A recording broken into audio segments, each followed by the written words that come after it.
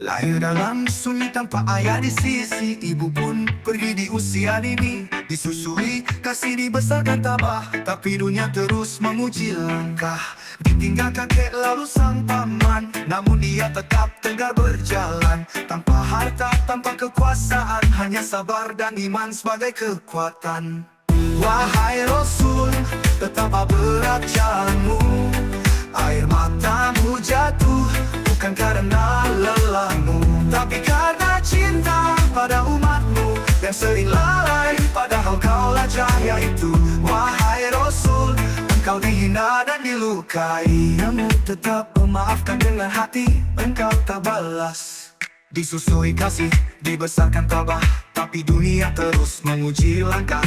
Ditinggal kakek lalu sang paman, namun ia tetap tegak berjalan. Tanpa harta, takkan tahu sang paman, namun dia tetap tegar berjalan. Tanpa harta, tanpa kekuasaan, hanya sabar dan iman sebagai kekuatan. Wahai Rasul, betapa berat jalanmu. Air matamu jatuh bukan karena lelahmu, tapi karena cinta pada umatmu yang sering lalai, padahal kaulah cahaya itu. Wahai Rasul, engkau dihina dan dilukai, kau diusir dilempar batu, darah mengalir tapi doamu tetap syahdu.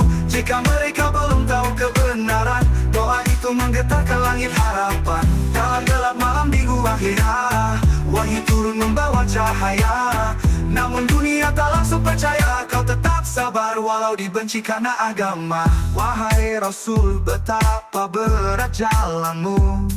Air matamu jatuh bukan karena lelahmu, tapi karena cinta pada umatmu yang sering lalai, padahal kaulah cahaya itu. Wahai Rasul, engkau dihina dan dilukai. Wahai Rasul, betapa berat jalanmu. Air matamu jatuh bukan karena lelahmu, tapi karena cinta pada umatmu yang sering lalai, padahal kaulah cahaya itu. Wahai Rasul, engkau dihina dan dilukai. Dalam sujud panjangmu di malam sunyi, namamu disebut dalam tangis sepi. Umati, tangis itu jadi saksi abadi. Ya Rasulullah, kami sering lupa, namun cintamu tak pernah sirna. Maafkan kami yang lalai dalam dunia, tetap tuntun kami menuju surga bersama.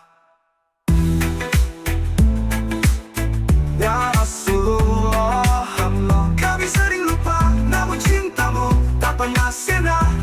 Maafkan kami yang lalai dalam dunia, tetap tuntun kami menuju surga bersama.